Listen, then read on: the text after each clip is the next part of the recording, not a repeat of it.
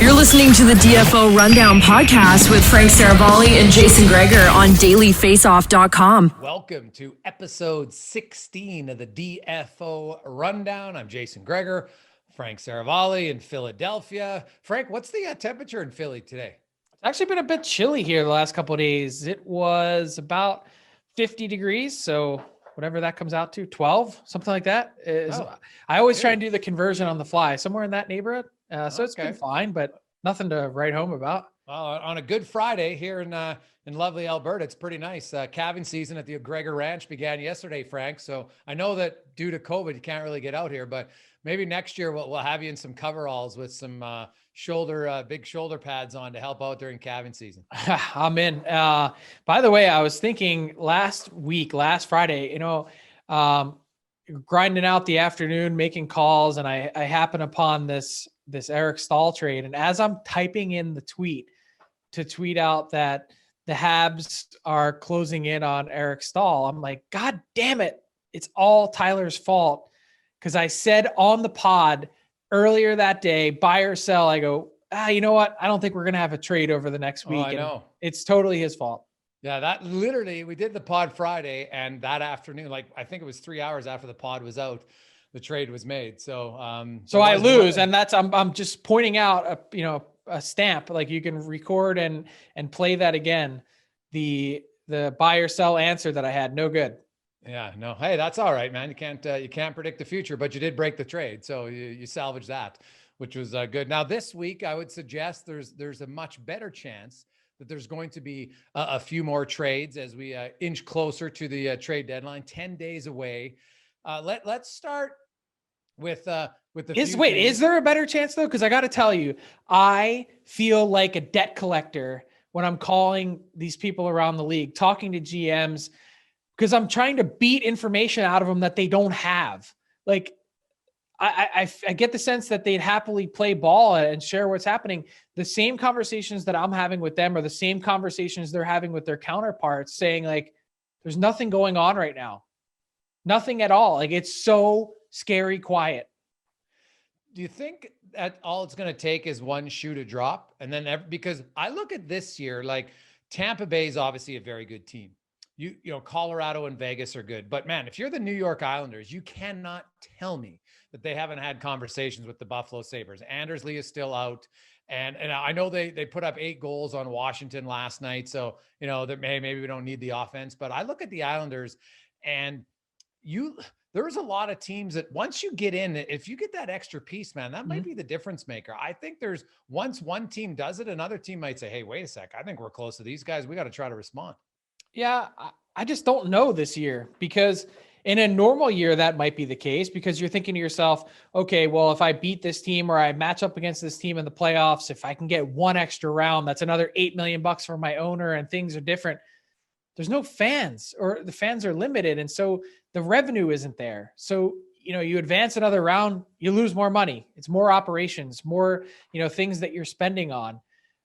There's not that financial incentive this year. But I also think the other part of it is this: they're so limited in terms of the actual numbers of firm buyers. Usually we're at 10, 12, 14 teams that are kind of right in the mix.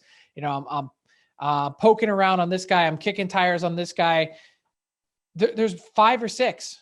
I count 5 or 6, maybe 7 at the most firm buyers. And that's down even from 2 weeks ago when I wrote the story listing them all. The Philadelphia Flyers were in a playoff spotter right there when that happened. They're out. There's other teams that are just kind of in the mix, but not really. They're just not there and ready to take the plunge and buy. So, very short list. You mentioned the Islanders. I think it's Islanders, Toronto, Winnipeg, Colorado, and that's kind of it. Like, I don't see, there's not a very deep list beyond that. Maybe Boston. What about the Washington Capitals? They're not many years removed from a Stanley Cup championship. They got the grade 8. You got Backstrom. Like, they've only got so many more years left, obviously, in that group. Like, they got a pretty good team. They got a deep defense. They've got some young goaltenders right now. That might be maybe their only concern a little bit. But I look at Washington and I feel that, there's a team that gets in, they could go somewhere. I wonder what they're thinking in Washington, because I don't know. I'm not going to say it's last hurrah, Frank, but they're nearing the end of the road. Yes and no. I mean, God, Ovi's a horse. Like that guy, you see his month of March and you're like, you had questions about how he was aging maybe at the beginning of the year, and you don't anymore. At least I don't. I think the Caps aren't going to be a team. Previously, their MO was to nibble around the edges, where they'd get a depth defenseman, a depth forward, and it had worked out for them in certain situations. You think of the year they win the cup. Yeah. And so I think in this case, it's all about goaltending. And I think everyone in Washington was holding their breath when they saw Samsonov, leave the game on Thursday night. And, I wonder, as everyone is curious as to what veteran the Caps might target, is there a possibility that Henrik Lundqvist could make his way back? I know he's been working out. I know he's been taking shots. The next step in that process after this open heart surgery was to take shots up high. He hadn't gotten there yet, but there seemed to be some thought that this week we'd have a better sense as to where he stands. And man, he's under contract. He's been on LTIR. He's got the low cap hit. If you've got two young goalies, how good does Henrik Lundqvist look if he can return to some kind of form as an insurance policy? Wow. That would be a great story.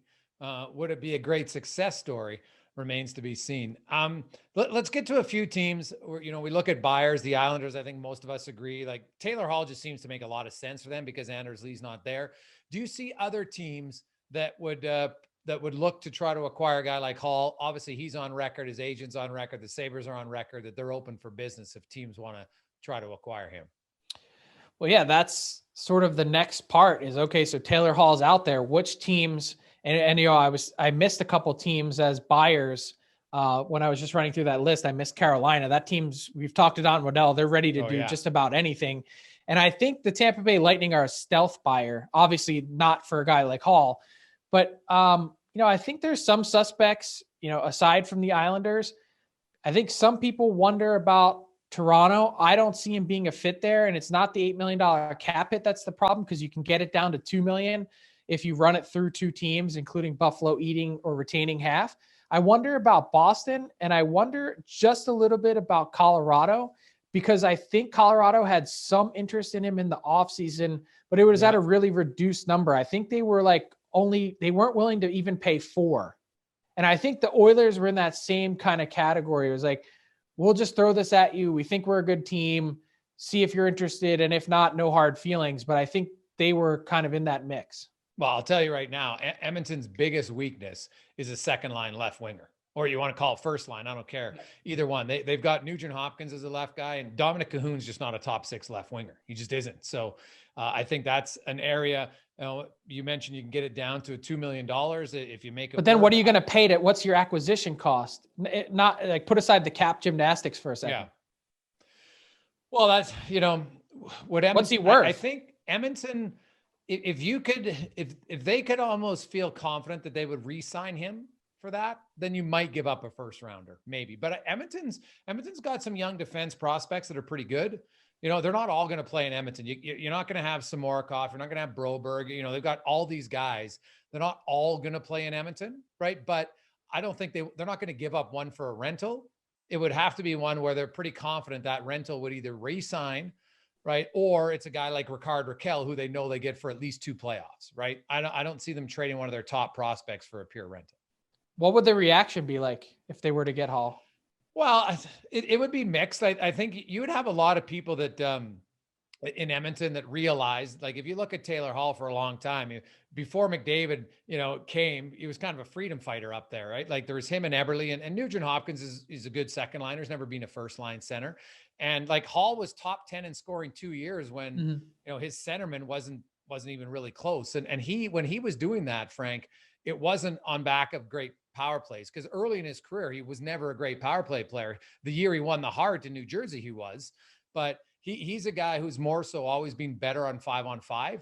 And you look at Edmonton, they could really, if you all of a sudden had him, and whether you playing with McDavid or you playing with Draisaitl, pick your poison, and Nugent-Hopkins, you've now got 4 good top 6 players. And then you've got Puljujarvi and Yamamoto on your right side as young complementary guys.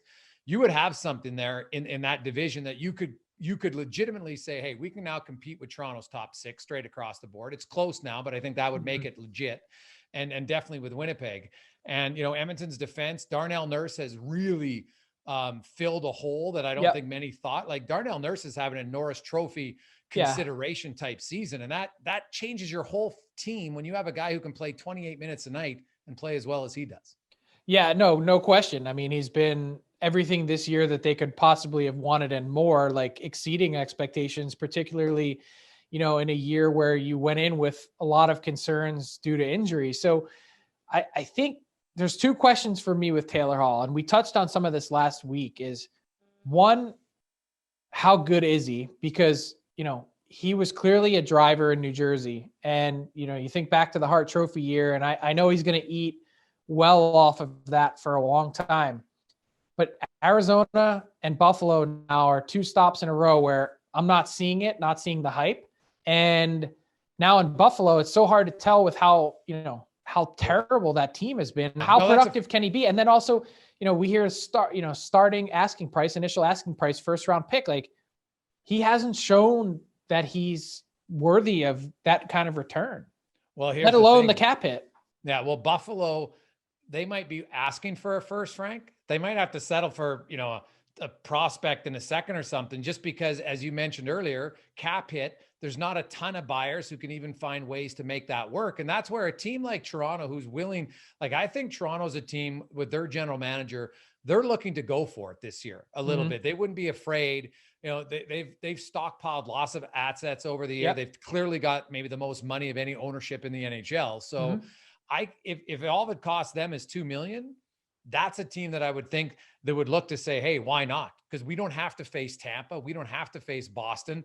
And I think there's a little bit of a mental block there that they don't have to worry about either one of those teams until at least the 3rd round, potentially the 4th if they get there. So Toronto's the team to me, Frank. Like, I look at that team, and their biggest question mark now has to be in goal, right? Like, I know Jack Campbell's been an unbelievable story. It's an unreal story, one of the best stories of the year, but he hasn't even started 10 games yet. And where's Freddie Anderson's health? Can they rely on him? Because I think we saw it last year.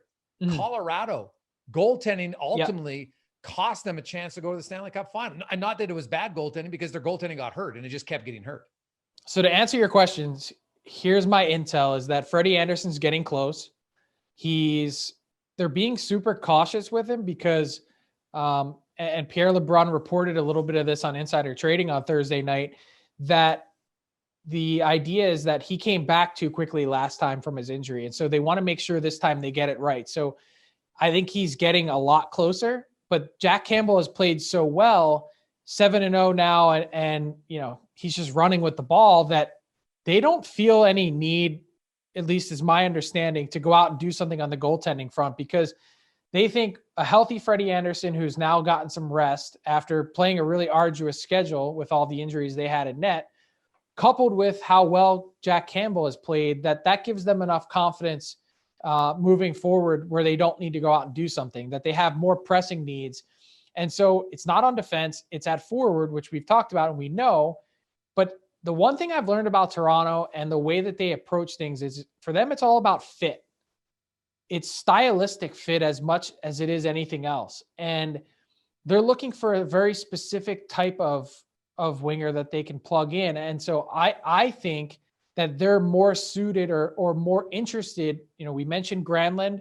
They liked his versatility. I reported previously that was their primary target. Doesn't mean it's not going to happen, but Nashville's pulled their players back a little bit because they want to see where they stand. They're still listening. It doesn't mean they won't be traded, but moving forward, if it's not Granlund, I think they're interested in more of a Kyle Palmieri type that, has a little bit more edge and grind to his game. And then, so it's Palmieri. I think a guy like Foligno on a lowercase scale might make some sense too. But the difference between Palmieri and Foligno, of course, is the production. Yeah. Well, hey, Palmieri's been a pretty consistent goal scorer for the last 4 or 5 years. And you're right, he's got some edge in his size, and the And he Devils shows up every night. Yeah, like it was interesting, and I had a conversation with the GM out east, and it's funny how I don't know what guys who you talk to, Frank, if they say the same thing, is there's a lot of teams are hesitant to want to give up what they know, right? That you're like, but I'm like, well, yeah, that's great, and I understand that, but how do you know for sure you're re-signing Kyle Palmieri if you're the New Jersey Devils, right? Like, can you afford? And they're not, or at least to my knowledge, they're not. They Yeah. haven't even had any conversations, any real substantive conversations. So, like, I know that, the New York Islanders are proof that you can maintain a really good team even if you lose a top player. So that clearly can happen. But New Jersey, I don't think has remotely that. They don't have a Matt Barzal coming to replace that guy. No offense to Nico Hischier or any, Jack Hughes is a good player, but I'm not sure any of those guys can be major drivers just yet. So I think you almost owe it, even though you might not get what you want. Buffalo, New Jersey, if they don't trade Palmieri and Hall, I think that's a massive loss for them, regardless 100%. Of the return. And that's why I'll be real surprised if 3 p.m. hits on April 12th and they're not gone. I also think the Islanders, you mentioned them, they make Palmieri makes a lot of sense there, if not Hall. And in some ways you could make the argument that Hall makes more sense given stylistic fit than Hall, and sort of picks up for a little bit of what you're missing from Anders Lee.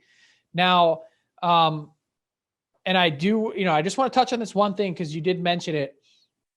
I do think that New Jersey has some of those pieces coming with Hischier and Hughes. It's not right now, but Hischier's certainly trending in that direction. He's a driver.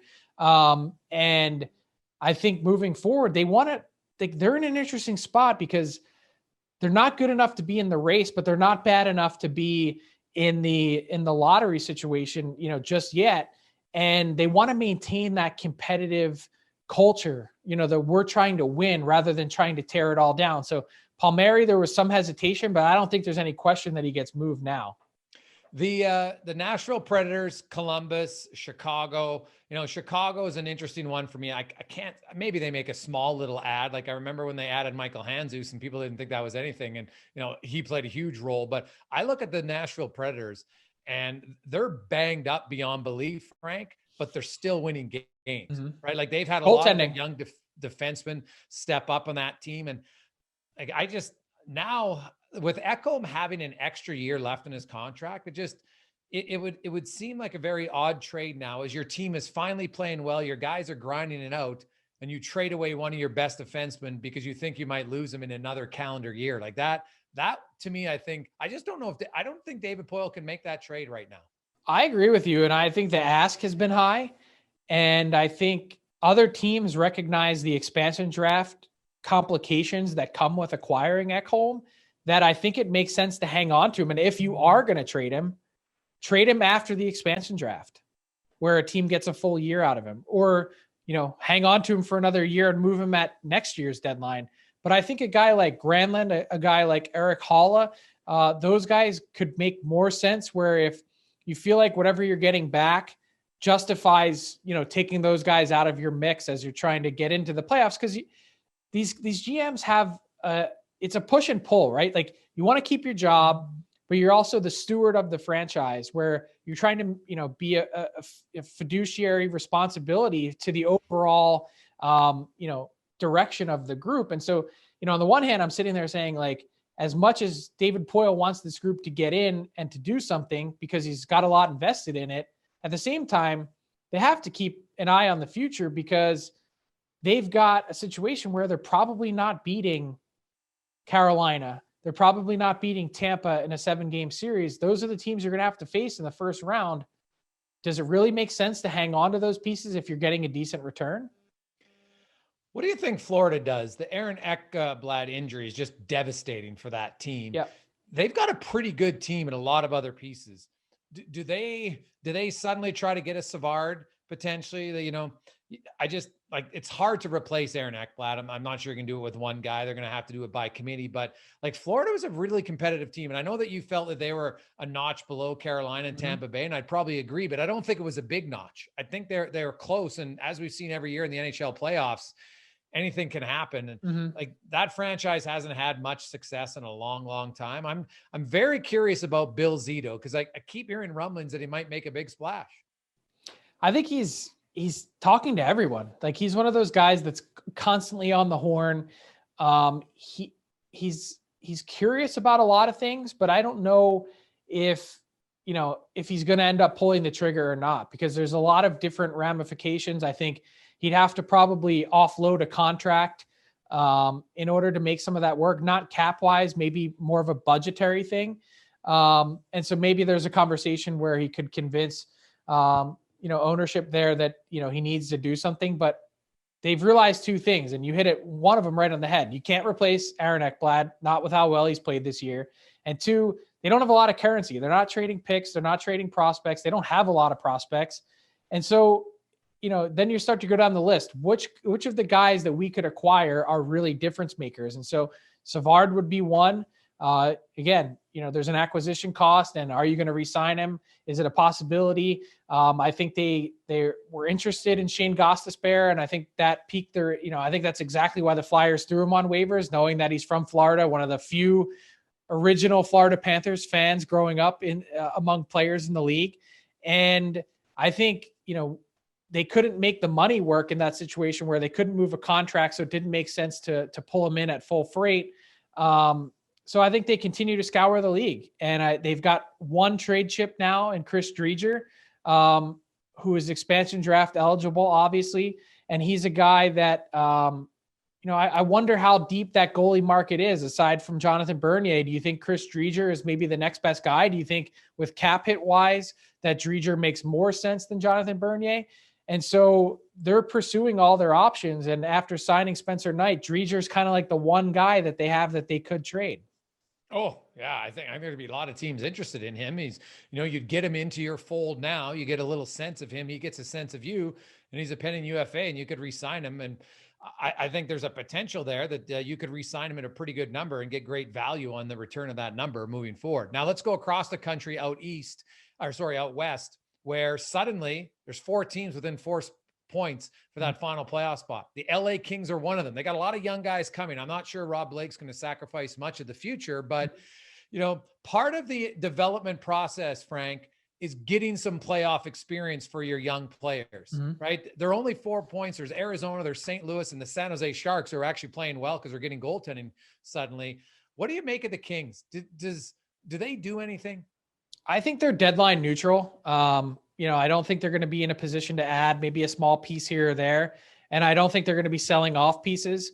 They've been working behind the scenes to try and re-sign Alex Iafallo. And so I think there's a definite interest on both sides to get something done, which is why he's never made it to our trade bait board.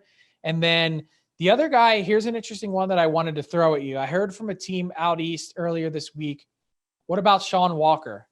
He's a defenseman that on our right shot defenseman, by the way, that was on myself and Craig Button. We did 10 breakout stars at the beginning of the year, and Sean Walker was on that list. And, I was looking forward to some big things from him this year, and not to say he hasn't delivered, but he's a guy that has term and a relatively low cap hit, 2.6 something, 2.7. And he's a guy that would make sense on a lot of teams. But my intel at this point is that while the Kings have received calls on Sean Walker, that they're not interested in moving him. So they consider him to be one of those pieces on the blue line that they want to keep moving forward. And so such a good point by you about getting that playoff experience as much as they want it. And, the guys that are there, Jonathan Quick and Dustin Brown and Jeff Carter that have won these cups, Kopitar, Doughty, and there's pictures all over the wall that they see the Stanley Cup days. You don't know what it's like until you feel it and experience it yourself. And so as much as they want to get those guys a taste of that, they're not going to go crazy, trying to get there, especially this year. What about Doug Wilson, who has a long track record of making big moves? Now, I don't think San Jose is necessarily in a position cap-wise or asset-wise to do that, but like the Sharks have always been fairly aggressive and Mhm. you know, never always feel like they have a chance. If all of a sudden here in the next 10 days, they're still within 2 points, let's say, or 3, and they've got a fairly favorable schedule down the stretch. Do you think Doug Wilson is maybe a, you know, like a shark lying in the weeds to make a small little move to address his team? I see what you did there. A shark, huh? Um, I don't think so. I don't see it. I think they're kind of a deadline, non-entity. Again, if they get in, great. They already don't have a lot of future pieces in their cupboard. And Yeah. so you can't be trading picks to get in. They don't have very many they have a currency issue. They lack cap space. They lack so many things in order to really be a player. Like the best thing that they could do is to unload a contract. See if you could get Doug Wilson's former home, Chicago, to take one of those players. I doubt it. It'd have to be such a significant cost to do so. That's the only way that this team can move forward in a real meaningful way, is to, clear up some of that log jam on defense. Like those contracts are so big and for so long, and guys like Vlasic just seem to be at the end of the rope that, I just don't see an easy way out in San Jose.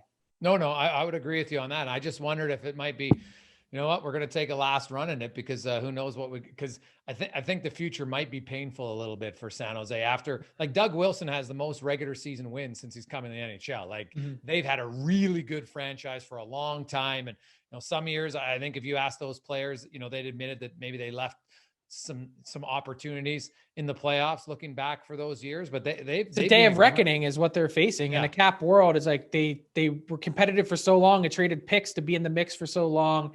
Their prospects that they had have all grown up, and now they've had to chase it a little bit in free agency and through trade, and it's made life difficult.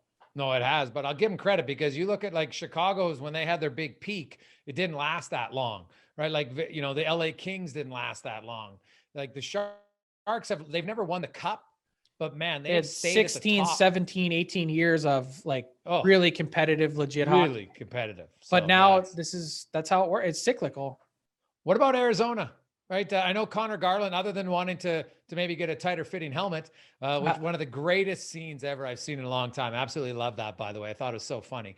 But you look at what's up with the fake anger, by the way? Like everyone, the suspension, suspension for what? Is basically he threw a softball. The best part about it, Frank, was it was going to hit him in the chest, but Garland's reaction, he almost hit himself in the face with the helmet. That's what made me laugh the most. Well, that, and to be honest, I don't know how many times I think I saw it when I just woke up because I missed it live, and I saw the GIF being replayed on loop on Twitter, and I kept looking for the helmet to be coming out of the scrum that was on the boards. I'm like, where the hell is this helmet coming from? And then it took me, I'm not kidding you, 20 times. I need a coffee, to see McKinnon toss it, and it was underhand, it was benign, but everyone, it's just the outrage, what's this going to be? Fine, suspension. Can't believe he did that. There goes the lady being just stop. We want emotion. We want action. You can't have it both ways. As my good friend says, you can't suck and blow at the same time. No, I'll take his word for it for sure. But it's, it is definitely one where I think at times people get overreactive because they just want to be heard.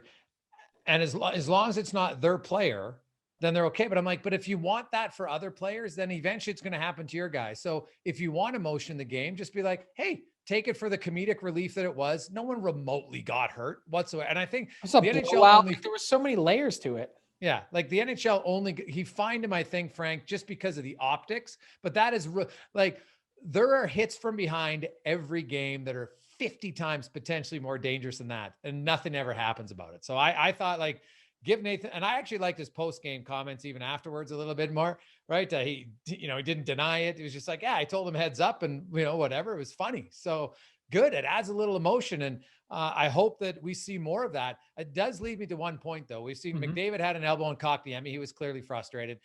This one was more of a playful thing, but I've seen a little bit more, Frank, in the last few weeks of stars on other teams giving it back to other guys. Think they're getting fed up with all the clutching, grabbing, hooking, and holding that's being allowed? I think so, but I think they've been fed up for a long time.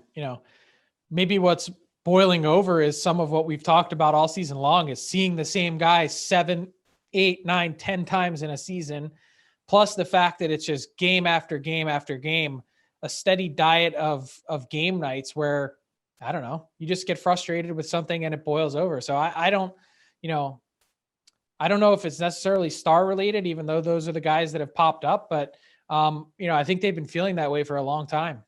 Frank, I want to get to one player, and then we're going to get to buy or sell. But it's one player because I think it's a microcosm of what we might see in the offseason. So Ryan Nugent-Hopkins, longtime Edmonton Oiler. Mm-hmm. He's a potential UFA. They're obviously not going to move him at the deadline. Worst case scenario, he doesn't re-sign and he walks in the offseason. You reported that the latest offer was a 5-year one from the Edmonton Oilers. Maybe not the money that Nugent-Hopkins is looking for. Here's my thing. Now, to me, I have been on the bandwagon for years.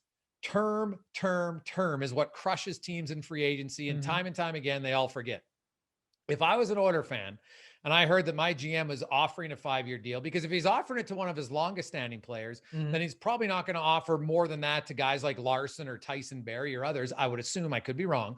So I just wonder if we're going to see more teams limiting term in this, especially in a flat cap era, because if you get stuck, like look at it in the last 5 years, how many, even guys like Erik Karlsson, Vlasic, you mentioned earlier, like these are good players, but quickly 3-4 years in and they're only halfway through the contract. And you're like, oh my goodness. Like, do you think the flat cap is ultimately what's going to lead to, especially in UFAs, less guys getting term?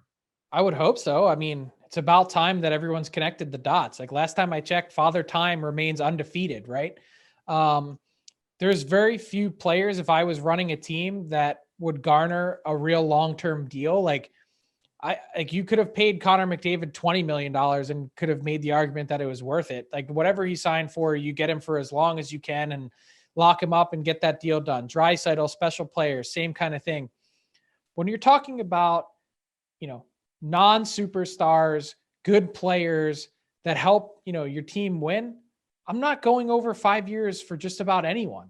It's a very rare circumstance, and I would think, if you're an Oiler fan and you're viewing it rationally, like you said, you'd be celebrating the fact that they're trying to limit that they're seeing 5 years on a player that they could go 8 on because he's in their organization, that they want to keep it to that number. Now, does that mean that Ryan Nugent-Hopkins won't sign in Edmonton, or, does that mean that they couldn't ultimately come to a deal that is 6 years? Who knows? Like anything's possible, but that gives you some kind of indication that, coupled with the dollars, they're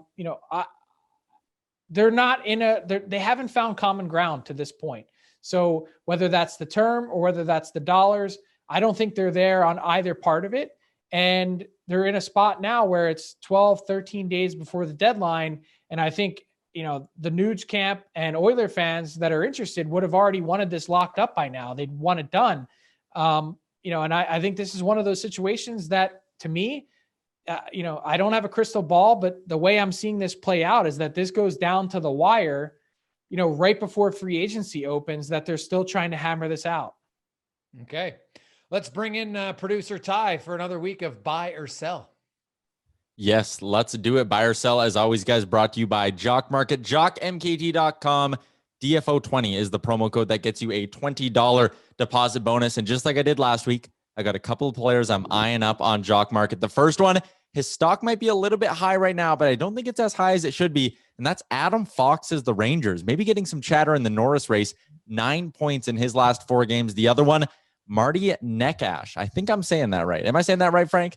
Yes. Yes. Neckash. Yeah. There you go. 6 points in his last 3 games. He's up on that top line with Sebastian Aho. He is up on that top power play unit as well. Maybe a guy, when people are thinking the Hurricanes and they're thinking of buying stock on those players, they're thinking Aho, Hamilton, Svechnikov. He's a guy who could sneakily put up some points and really get that stock price up over the next week or so here. But your first buy or sell. You guys know me. I'm a bit of a betting man. So I've set some over-unders for you in terms of the trade deadline. Nashville Predators. I'm setting the line at 1.5 trades between now and the deadline. I'm taking the under. Are you buying or selling on less than a trade and a half for David Poile at the deadline? Frank, I'll start with you. Wow, 1.5. That's such a good line. Like, do you work in Vegas? I'm gonna take the under. I think the one guy that moves is Mikael Granlund. I think there's been interest. I don't know about Eric Halla. He's another guy, a pending UFA that would make some sense, but I think they hang on to Ekholm, and I don't think really that many other pieces are moving there. I am actually going to sell on that, Ty, because I think the Predators are going to make, I agree with Frank. I think Granlund can go, but I also think David Poile then is going to make like a hockey trade, which we've seen the odd time at the deadline where he trades a player out and he gets a guy back in. So I'm going to go 2. So I am selling. That's a really good point, by the way, before we get to the next one, because, Nashville, they're not ruling out the idea of if they're in this spot that they might not add a piece, because this could be such a soft market that they could grab one for cheaper than they otherwise might. We're going to go to Detroit, where it's expected they're going to sell off, so the number is much higher. Frank, you have 4 Red Wings on your trade bait board. I have set the line at 4.5, but I'm taking the over. I think absolute fire sale in Detroit. Gregor, you agreeing with more than 4.5 trades in Detroit at the deadline? Stevie Y is not afraid to make moves, but man, that's a lot. I'm going down their roster and I'm saying, who else are you plucking off? Yeah. I can't Who do people want?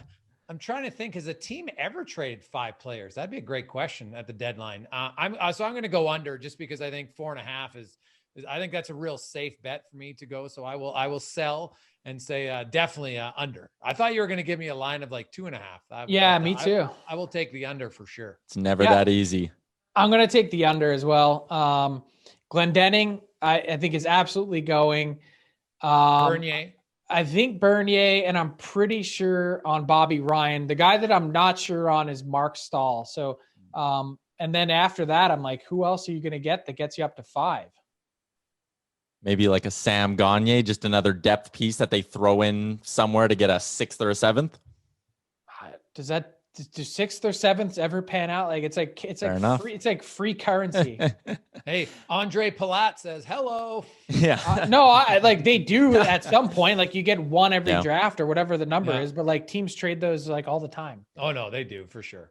One more over under for you guys. We are going to Columbus, where I have set the line at 3.5. Frank, you only have 2 of them on the trade bait board, but maybe some more depth pieces there, in my opinion, that could move compared to Detroit. I am taking over 3.5 in Columbus. I think Kekalainen gets busy. Frank, you buying or selling on over 3.5 trades for the Jackets? I'm going under. I think you got Savard. Here's the one thing, and I actually, just thinking about this, and I wanted to mention it earlier in the show. We were talking about goalies.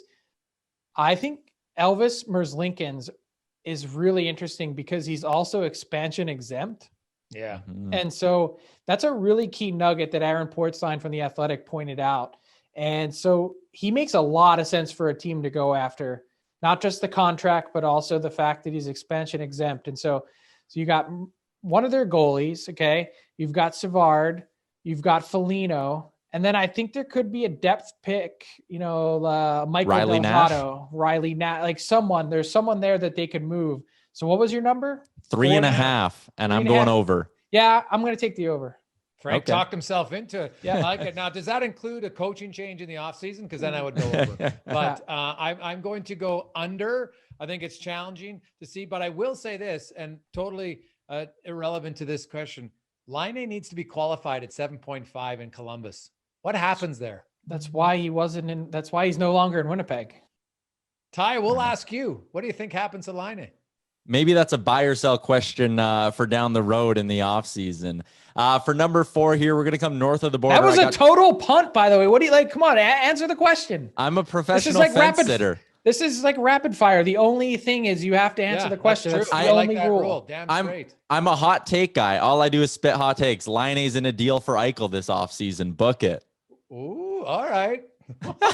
Frank's shaking his head. Like my mind, that emoji where like the guy's brain exploded. That's me right now. Whatever. You didn't want me to sit on the say? fence, so I'll hit you with something. No, that's good. If you're going to come out, you got to come out swinging. I like hit me with a cinder block. That's what you hit me with. All right. Number 4 on the buy or sell, Toronto Maple Leafs. You guys have talked about the goalie situation. I'm going to say Jack Campbell leads the Toronto Maple Leafs in games played in the playoffs in terms of goaltending. I think he will get the bulk of the starts come playoff time for the Leafs. Frank, are you buying or selling? Selling. I think Jack Campbell has, first off, not even convinced he's their game 1 starter. There's a long way to go to get there. Freddie Anderson, as I mentioned, is going to get healthy relatively short order. And there is a possibility, if he is the game 1 starter, that he's like Philip Grubauer was with the Washington Capitals in the year they won the Stanley Cup. Starts the first 2, they turn it over to Freddie Anderson as they turned it over to Braden Holtby, and the more experienced guy takes off and carries the load. So that's how I see it playing out. It's been a good story. His sample size is incredibly limited, and moving forward, I'm curious to see how long it can go.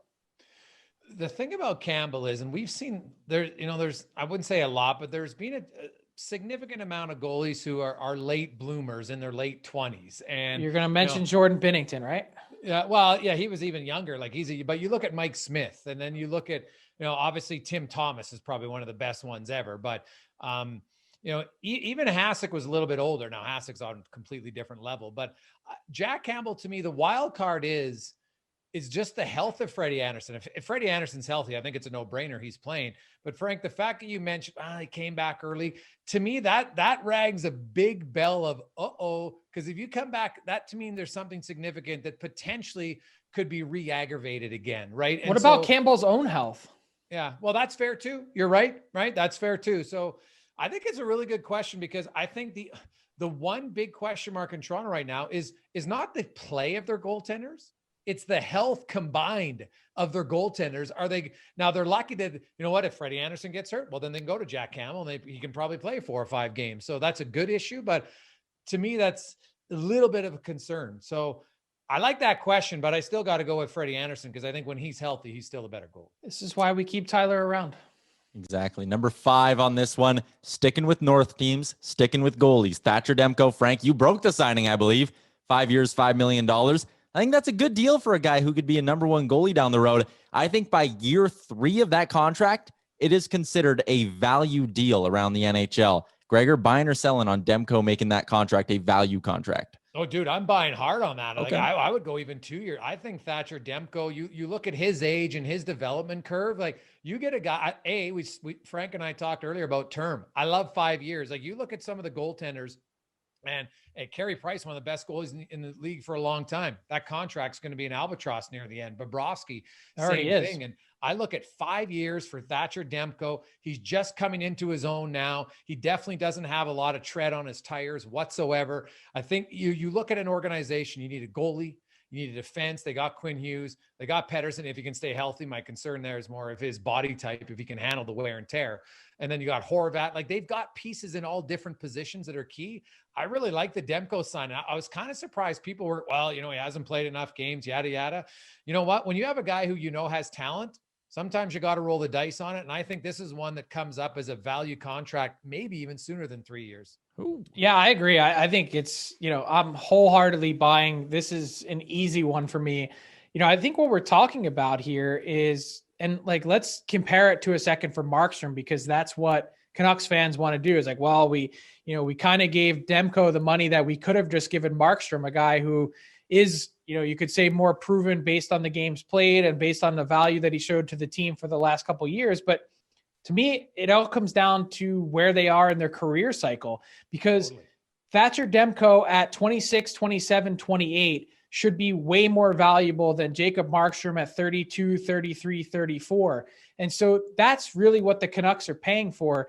You could make the argument in these first 2 years that, maybe with the lack of games played, the fact that he's an RFA, with our Brights, that, maybe $5 million is a little bit too much in those first couple of years, but to buy 3 years of UFA of him at 5, I think, it just makes too much sense. And so I think they could have originally been in that sort of 4-year, $20 million range, but the fact that they go an extra year buys them some more security at a number that makes sense.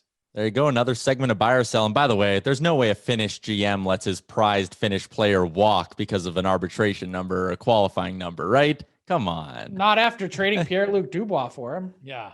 Exactly. Well, I wonder if maybe you can sign Laine to an extension that's a lower cap hit for 6 or 7 years, because he struggled this year. And the one thing about Columbus, though, they need a playmaking center to get him the puck. Like Ovechkin's the greatest goal scorer we've ever seen. He's had one of the best passers in the league on him for a long time.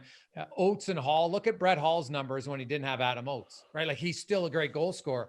He's just not that good. And right now, Columbus just doesn't have a top end distributor of the puck at center. And I think that's something they're going to have to get to. Really, if you want to maximize Laine, you need a great passer with him. And now you talk about, you were mentioning Torts. Now they're going back into their shell. Like, how's that going to help Patrik Laine and his game moving forward? Yeah. Tortorella's, he's not going to be re-signed, is he, Frank? I can't imagine. But sense. Also the only thing that gives me pause is the fact that they're able to, he has the runway to kind of do what he's doing now, which is doubling down on, we need to sit back. We need to play defense. We need to just, be a tougher team to play against. Tortorella's line the whole time has been safe as death. And now he wants to play like the safest team. Yeah. It's not, I think they're due for a lot of changes there. They'll have a new coach but they need a centerman who can distribute the puck. There's no question about that.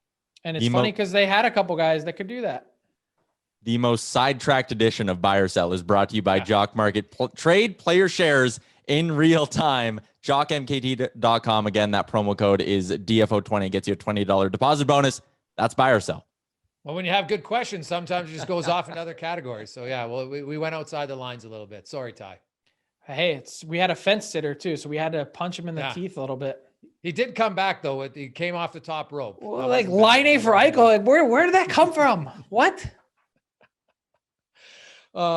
It's an interesting one, Frank. So quickly for fun, before next Friday, the pod, how many trades? At least, like I'm gonna say, I'll give you, because why are you doing this to me again? Yeah, well, everybody likes redemption, Frank. It's not about when you fail. I don't look at it as redemption. I look at I'm like the golfer on the tee that's nervous about all the things. Oh, out of bounds, right?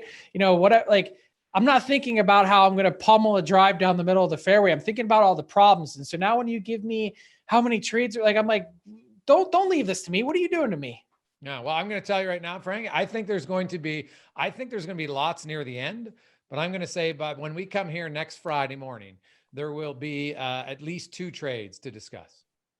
Will there be any over the weekend? Before our next pod, you mean on Monday? Yeah, before we have Darren Dreger and Pierre LeBrun on to do our trade deadline roundtable. I think everybody's gonna be hunting for Easter eggs and taking time off from trade talks. Okay, so that's the weekend. So then you're saying between Monday and Friday, there's going to be 2. Okay. Yeah, less than a week. You get down to it, team's like, all right, here we go. Because if I trade him on a Monday, boom, now I can, well, if you're within the States, you can just get him right away. Yeah. A little bit of quarantine. But if you're into Canada, you only got 7 days now. That makes a big difference. I think a lot of it waits until deadline day itself. Yeah. And even then, we may not see a ton of action. But I think there's always going to be some stuff that happens. Rosters expand, et cetera. Someone has an itchy trigger finger that they need to pull something off just to say they did. Yeah, no, I think there's going to be some moves. And hey, we had him on the show. Don Waddell is my guy who I think is going to be. Carolina's got a good team, and they got a really aggressive owner. And Don Waddell historically has never been afraid to make trades. I think Carolina is going to be a big mover and shaker in the next 10 days. Totally agree. And I'm so glad we had him on to explain that, that he's willing to tinker and do things and maybe think outside the box a little bit. What did he say? He's like, stop thinking about what you're giving up and think about what you're getting. And I thought that was such a good point. Yeah. Well, I wonder if they're a sneaky team on Taylor Hall at the end, just to spice up their team. You never know. I think they could go for it there. I think they could. Yep. Because you're going to need a lot of firepower to match Tampa in the second round. I think they've got a lot of it. I think they're just trying to shore up their defense so that they're a tougher team to play against. Yeah. Well, they've got and that's the other thing we didn't even talk about, Frank, is Carolina's goaltending. You talk about a team that has a lot of goaltending. opportunities. Mrazek, they put on a conditioning stint, so he'll get some game action in, be back up to speed. I got to think for teams who need goaltenders, there's a team that you could get one of their goalies there for sure. James Reimer, I think, would make a lot of sense somewhere. I think Nedeljkovic is the guy that they want to. Nedeljkovic, is the guy that they would like to keep. He's played so well. He's got some track record in the American League as well. I think Reimer would be the guy that would be on the move, but they've played coy to this point as to which one. And then you have all these goalies that are piling onto the market now at the last moment. You've got one of the Carolina goalies. You've got Dreger in Florida. Maybe you've got Kemper in the mix in Arizona, one of the Columbus guys, Jonathan Bernier. And then you're like, guys, there's only 2 teams that might need a goalie here, not more than that. So let's not go crazy here trying to put all your goalies on the market at the last second. Yeah, that's fair. Well, Frankie, we have yourself a great weekend. Have a good Easter egg hunt. Hope the Easter Bunny shows up for the kids, and we will talk to you on Monday. Looking forward to it. Going to have the TSN boys on for a little roundtable. Thanks for listening to the DFO Rundown with Seravalli and Gregor. Keep it locked on dailyfaceoff.com and subscribe wherever you get your podcasts from to never miss an episode.